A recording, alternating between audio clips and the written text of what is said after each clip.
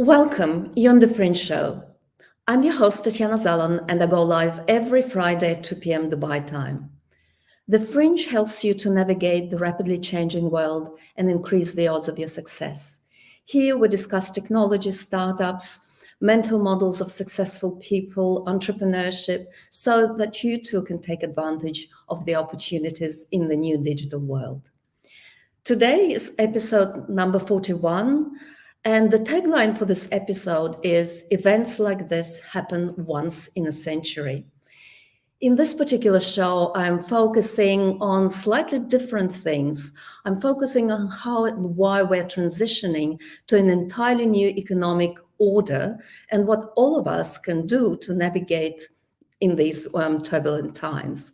So you can call it mental models, but I would rather call it sort of concepts, ideas, insights that are coming from kind of a different, slightly different perspective. And hopefully it will help you to do well, to navigate this new, changing, turbulent, uncertain environment a little bit more successfully.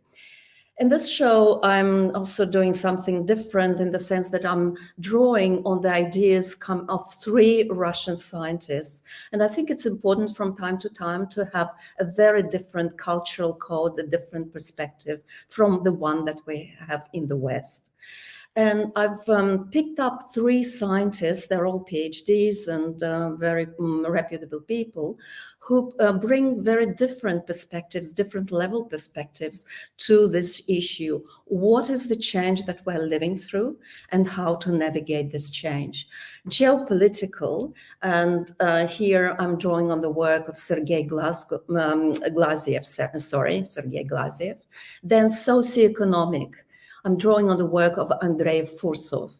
And finally, a human kind of individual at the interaction of human and technology, and that's Dr. Ina Muhina.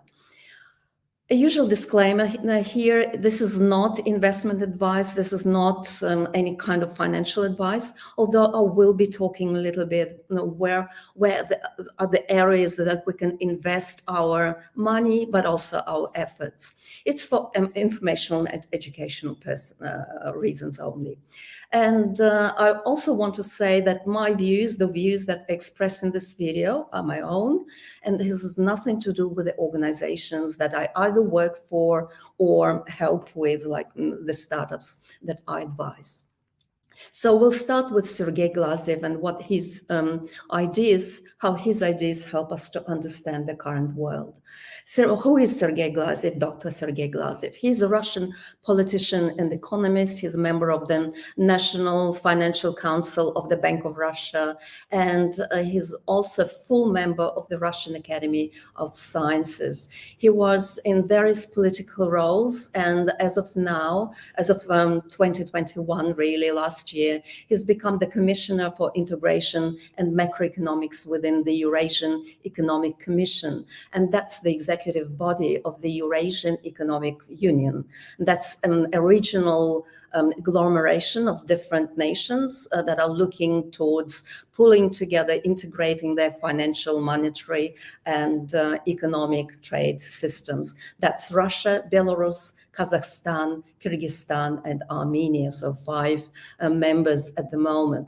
Sergey Glaziev is an author of many books, and some of them translated in English. He also writes articles in English, and I'm currently reading his book, which is called The Last World War. And if you do want to have a very deep insight into what's going on between Russia and Ukraine right now, and well, that's probably the best explanation of why this conflict is happening. And mind you, this book was written in 2016, and he predicted what's going to happen, almost mot a mot, as they say in French. Now, I'm drawing on his recent interview in Business Gazeta, and that's, by the way, has been translated into Russian, and I will, into English, of course it was in Russian, but I will show the link to that and then post the link to this very interview in English at the bottom of the video. There are a couple of, there are not a couple, but maybe 4 ideas that I would really want you to pay attention to. And the first idea is, well, which is not really a surprise to anyone who is following what's going in the world. Well, what he's saying that it's on the periphery, a new world economic order has been formed. It's based on flexible management models and network organization of production, where the state works as an integrator, combining the interests of various social groups around achieving one goal, raising public welfare. The most impressive example, according to Glaziev, is of such an economy, such an integrated nation is China, which has 3 times faster the growth rate of the American economy for more than 30 years. And at the moment, China already surpasses the US in terms of output, exports, and exports of high-tech goods and growth rate. He will touch upon what are the ideological underpinnings of this, but he continues by saying that it's already obvious to everyone that the pace of global economic development is currently shifting to Asia, China, India, countries like that already produce more products than the United States and the European Union taken together. If we add to that Japan and Korea, where the management system is pretty similar in its principles of integrating society around the goal of improving public welfare, or we can say that today the new world economic order already dominates the world, and the center of reproduction of the world economy has moved to Southeast Asia. By the way, this is this view of a multipolar world and the end of the unipolar world is kind of not new. Even I, in my work, when I was doing my PhD and later on in my life, in my studies and academic work, when I was looking at the regional integration and global integration of nations, it was very, very clear, both at the macroeconomic level, but also the firm level, that the world is really regional. It's not so, not as much integrated as everybody would tend to think. And even at the level of the firm, most firms are not global. Transnational corporations are not global firms. There are very, very few of them who are truly and ultimately global. And this is also an idea that was proposed by McKinsey many years ago, that the center of gravity of economic power is being transitioned from the old world to Southeast Asia or to Eurasia, however you want to classify it. And then he's kind of contrasting this new ideology with the ideology of the old world, as he calls it. The old world is based really on post-humanoid state of humanity. And in contrast to this post-humanism of the West, and by the way, many analysts call it transhumanist, not just post-humanist, the core countries of the New World Economic Order are characterized by socialist ideology, surprisingly, although with respect of private interests, protection of private property, and the use of market mechanisms. In China, India, Japan, and Korea, socialist ideology, he says, or rather a mixture of social ideology, national interests, and market competition dominates. It is this mixture, he says, that forms a fundamentally new power and political elite focused on economic development and the growth of the welfare of nations. So that's how he sees the world kind of migrating from unipolar to multipolar world, and the ideology that are really underpinning this world. And another idea of his is, well, that the old financial and monetary system are also collapsing, and it's literally on its last legs.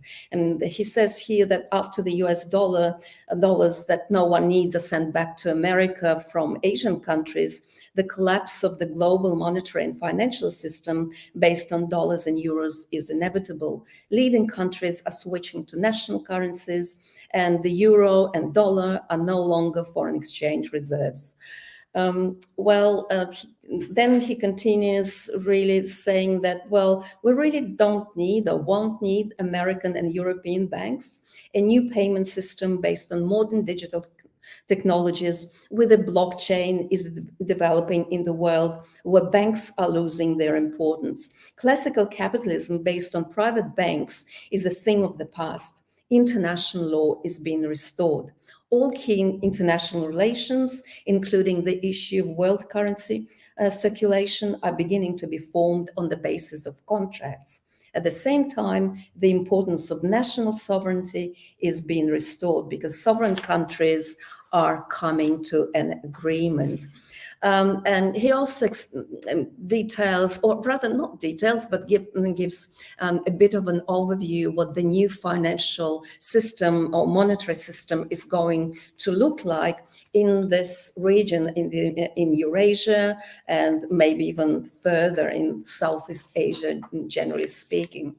One of his one of the things he's saying is that, we really, all countries that participate in this particular alliance will have a new settlement currency, and this settlement currency will be granted the right to have the national currency. It will be a basket of currencies, in other words, and as the common currency will be formed around an index, or as an index, and the weighted average component of national currencies that are included in the basket. It's in many ways it's similar to what we now have with the International Monetary Fund and special drawing rights, but there is one big but. It's not just the index, the currency index, but it's also a basket of exchange traded commodities, not only gold, he says, but also oil, metal, grain, and water, a sort of a commodity bundle, which according to our estimates, their estimates, should include about 20 products. So it's going to be a new monetary system, and this type of a monetary system has been proposed already about 10 years ago. So they were at this Eurasian Economic Union. They were working on it for quite some time, and the actual design will be clear in the nearest future. So another thing that he's kind of saying about new reserve currency is that the ruble could become a reserve currency along with the yuan and the rupee, and it would be possible to switch to a multi-currency system based on national currency. He expects that it's not only these 5 countries that are now members of the Eurasian Economic Union, but also China, India, Japan, Korea, and Iran might be part of this new system, new monetary system, based on an index, synthetic index, but also on a basket of popular traded currencies. So that's his view of the world, very much, as you can see, geopolitical. Now let's get down to finer grained level of analysis, which is Andrei Fursov, who is Andrei Fursov. Dr. Andrei Fursov is a historian, political economist, author of many books. Many of them are translated into English. He's got academic experience in the West. He's taught there at the universities, and now he's head of the Institute of the Strategic Analysis Systems. He likes to draw on another historian, Fernand Braudel. Fernand Braudel is a famous French historian who studied, history, and also, but most importantly, these moments of what he calls historical rupture or historical discontinuity. These events happen. Andrei Fursov is saying what we're seeing now, that what will happen in the next 20 to 30 years will determine what will happen in the next 200 to 300 years. As Fernand Braudel would have said, it's a new deck of cards that's being dealt at the moment, and it's like dusk before dawn. We're still in the dusk moment of that, at least according to Fursov. There is a great reset, according to him, but not in the sense that the World Economic Forum and Klaus Schwab assert or describing, but there is no turning back, according to him. The world is very similar to Glaziev. He sees the world as being split into macro zones, and that's what is leading to chaos and turbulence at this very moment. And one of the manifestations of that was, of course, Brexit. Forsoff is a great economic historian, as he traces how capitalism in particular developed. And according to him, capitalism has exhausted its economic dynamism at the end of the 19th century. And the strategy, or the things, the events that's unfolding today was actually started in the late 60s. Capitalism, what happened in the late 60s, capitalism actually stalled in the late 60s. There is a very interesting website that I sometimes visit. It's called WTF Happened in 1971. It's full of all sorts of figures and numbers and graphs. And what you can really see, and there's one graph that really matters and really says it all, that as the productivity in the US, which was, of course, the strongest economy at the time, the productivity grew, the GDP, real GDP grew, but the median wage of male workers in the US didn't really budge at all. And that's a very, very revealing graph, all you need to know. There was certainly a period of, they were coming in the 60s, or we as a society were coming to a period of economic crisis. And there was a question that was facing the elite, so-called, back then. Well, what's the solution to avoid economic crisis and any possible revolutions? The 1960s, according to Forsoff, was really a fantastic time. It seemed that the mankind was already on its way to a very bright future. After Gagarin went into space, which happened in 1961, these were the forecasts that people, not just in Russia, but in the West, they were making. 1971, flight to the moon. 1981, Venus. 91, flight to Mars. 2001, orbital space station. In 2011, that station will be on the moon.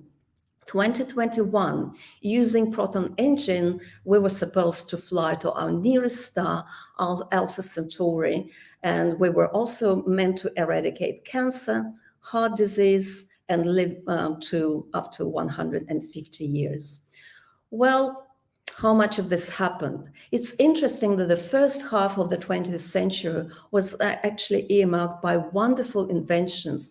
But the second part of the century, well, what did we have then? What do we have now? Yes, it's the cell phone, the internet, and the PC. In a way, if you think about it deeply, they are all tools of digital control. And now, on top of that, we have AIDS, we have COVID, we have space exploration, which is nowhere near where it could have been. Peter Thiel, interestingly enough, has a very a good saying that we wanted flying cars. Instead, we got 140 characters. He's, of course, referring to Twitter.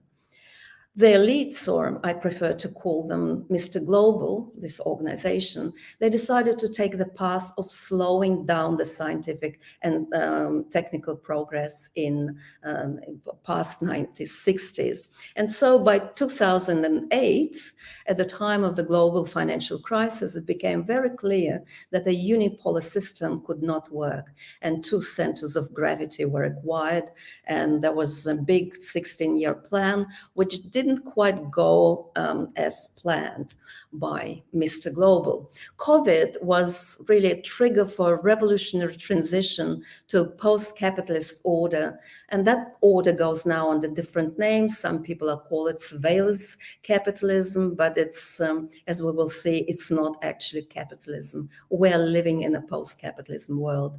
We're seeing a genesis of a new post-capitalist order, and the way it develops depends on us, the people. It may go the way of the Great Reset, as the World Economic Forum says, but it doesn't have to. And in fact, we hope it won't. And it's important to understand what the rules of the game are in this new system. Well, each socioeconomic system is based on different factors of production and object of appropriation. If, say, it's land that's been appropriated, clearly we're living in a feudalist society. But in the capitalist system, the most critical factors of production are capital and labor, of course, but now it's very different. The object of appropriation is no longer labor, it's information and kind of the spiritual sphere. What do we include in that domain? It's science, it's education, it's information, and most importantly, it's meaning formation. And control over these and the appropriation of the spiritual sphere, informational spiritual sphere, is what really this struggle is all about. It's not about ownership of labor anymore, it's power and control over that sphere. And because of that, because of what's happening, what we see now in the world is a struggle for traditional values. And Forsov makes this very interesting point that I kind of never thought about it because I was just locked in my traditional thinking. And what he's saying is now we see this fight for traditional values, and it's not the fight of the old or traditions against the new. Because all these, the most important factors, immaterial, are spiritual, their values, their spiritual beliefs, their cultural memes, their goals. And so the struggle for these things is becoming the new struggle in the post-capitalist society. So these are the buds of the new order, in other words. And the task of Mr. Global, unfortunately, is to turn people into an atomized mass, which is easy to control, easy to manage, and particularly with the help of the new digital social media. This same French historian, Fernand Braudel, described the society in the 15th and 18th century as when the society was migrating from kind of slavery and feudalism into capitalism, as social hell. So that's how he described it. And the fact is that any young society, be it the British Empire or the USSR in the 20s and 30s, well, it was a social hell. Is it possible to escape this hell? Yes, and I will talk about that later on. But now let's turn our sights to Dr. Irina Muhina. She's got a PhD in artificial intelligence. She's a fintech expert with an extensive work experience in MNCs, particularly insurance and financial services, and mainly in Canada, so she's mainly worked in the West. She's also a host of a very popular blog. It's a Russian video blog. It's called AI for Housewives. But it would be interesting if you're a Russian speaker, not just for housewives, but actually anyone who wants to understand how digital technologies, how artificial intelligence work. She too sees the current times as the death of the speculative financial capitalism and transition to digital control. But what she's very careful about, and one of the reasons why I was attracted to her work, is that she's very balanced in how we can use digital technology. Yes, digital technology can be used as a appendix to humans, right? Well, humans or other humans can be an appendix to machines. I guess this is what I want to say. But also technology can be used as a tool for human development. She's very often in her work, she's referring to the sixth technological paradigm, which is a notion that's coming from Sergey Glaziev's work. And according to him, we're entering into a phase of growth of this sixth technological paradigm. And that's a bundle of different technologies, like any paradigm, bundle of information, communication, nano, bioengineering, and additive technologies. And it's growing at a very fast rate, at a rate of about 30% per year, and its individual elements may be growing at anything between 20 to 70% per year. So that's quite a new paradigm. That's what defines a new paradigm. And we reach maturity somewhere around 2040 maybe. A byproduct of the sixth technological paradigm is what Irina Muhina calls homo digital. And there are many advantages to being a homo digital, to use these digital technologies. For example, you can do things fast, you can do them efficiently, you can give, or rather have, immediate feedback. It's very, very interactive, not something that we had in the previous paradigms. It's also very attractive because finally you can have decentralization of power. And I talk a lot about decentralization, generally speaking, in my shows, but this in particular is focusing on decentralization of power. And so people can become creators in a genuine sense. But unfortunately, many people are not ready yet, and they don't want accountability.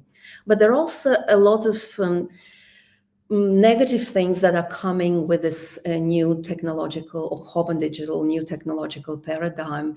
If you look at the content of the big five, GAFAM plus Netflix, so that's big six, I guess we can call them, most of the content is really below the belt, as I call it. It's porn, and it's really turning human into a human being and a normal human into an animal.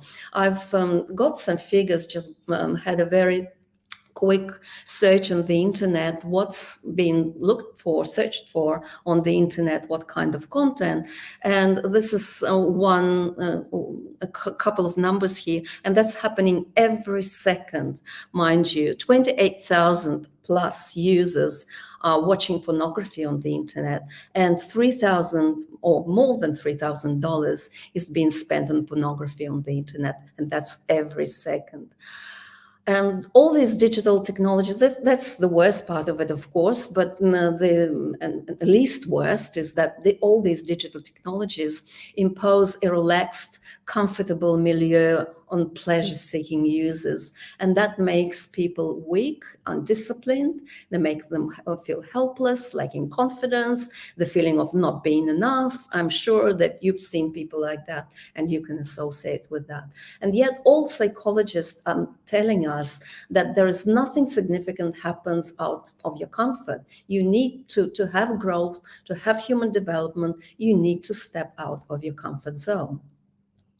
And another downside of all this homo digital is virtualization of consciousness. And human being has been convinced for somehow, or maybe even brainwashed into believing that he or she cannot be a creator in the real world. That for some reason, this creation moment has to happen in virtual reality, in these things that are not really real. And many people have been convinced that there are no alternatives to the technological prison. And these are typically people who are left brain, or people who use logic more than senses. And they in particular cannot see the light. They cannot imagine that there could be an alternative.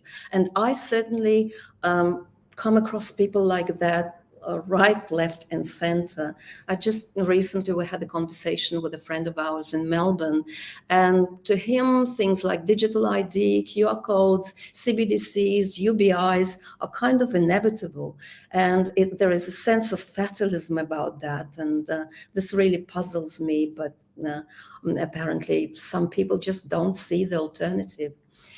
And digitization, according to Muhina, can also be a force for good, for motivating oneself. For example, you can be part of different virtual groups. You can be connected on the basis of mutual interest and values. You can organize virtual meetups and conferences.